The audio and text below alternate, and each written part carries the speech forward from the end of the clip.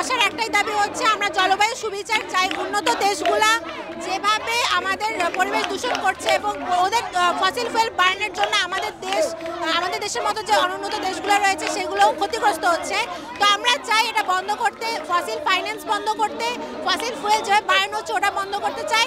আজকে আমরা এখানে চাই আমাদের ভয়েসটা বিশ্ব নেতাদের কাছে পৌঁছাক, যে আমরা চাই আমাদের জলবায়ু আমাদের একটা অধিকার, জলবায়ুর নিরাপত্তা আমাদের একটা অধিকার।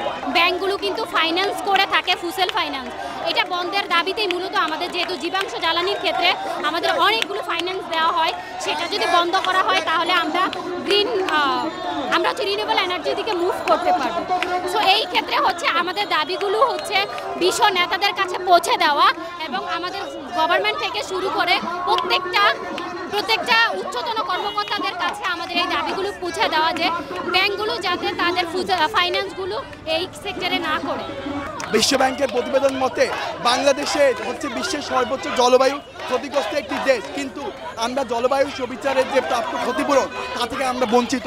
তাই আমরা আজকে চাচ্ছি জলবায়ু সুবিচারের ন্যায্যতা আদায়ের জন্য এবং জীবাশ্ম জ্বালানির যে ব্যবহার তার ফলে আমাদের যে সমস্ত ক্ষেত্রে যে ধরনের প্রভাব পড়ছে সেগুলোর থেকে আমরা আমাদের জলবায়ু ন্যায্যতার জন্য আজকে আমরা বিশ্বের 173টি দেশ একযোগে গ্লোবাল ক্লাইমেট স্ট্রাইক পালন করছি। যেই গরম পড়তেছে এটা হচ্ছে ক্লাইমেট চেঞ্জের কারণে, অ্যান্ড ক্লাইমেট চেঞ্জটা হচ্ছে আপনার গাছপালার কম থাকার কারণে। আর যদি পর্যাপ্ত পরিমাণে গাছপালা না থাকে তাহলে আমরা পর্যাপ্ত পরিমাণে অক্সিজেনটা পাচ্ছি না, যার কারণে আপনার জলবায়ুর হিউজ পরিবর্তন হচ্ছে, যার কারণে আমরা অনেক স্ট্রাগল করতেছি। কারণ দেখেন এই সময় আপনার এপ্রিলের শেষের দিকে আপনার একটু আবহাওয়াটা নর্মালি ঠান্ডা থাকে, কিন্তু এই বছরটা যদি খেয়াল করেন আপনার অ্যাভারেজে 3 to 4 ডিগ্রি সেলসিয়াস বেশি তাপমাত্রা। এর কারণ হচ্ছে যে যত্রে আপনার বড় বড় বিল্ডিং হচ্ছে, গাছপালা কেটে দেওয়া হচ্ছে। এটা আসলে আমাদের ফিউচারের জন্য অনেক হুমকির উপরে।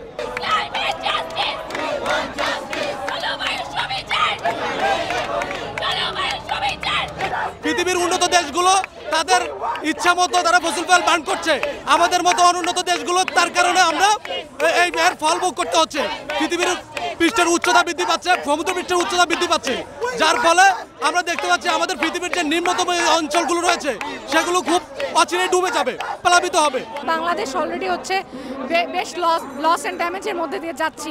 আমরা যদি এখন ওই অন্যান্য কান্ট্রির মতো ডেভেলপ কান্ট্রির মতো হাঁটা শুরু করি তাহলে হবে না।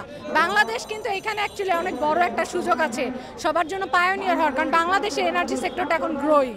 এখানে আমাদের এখন যত রিনিউয়েবল করবো আমরা সবার চেয়ে এগিয়ে থাকবো, কারণ এখন না হোক কিছুদিন পর সবাই বাধ্য হবে রিনিউয়েবলে শিফট করতে।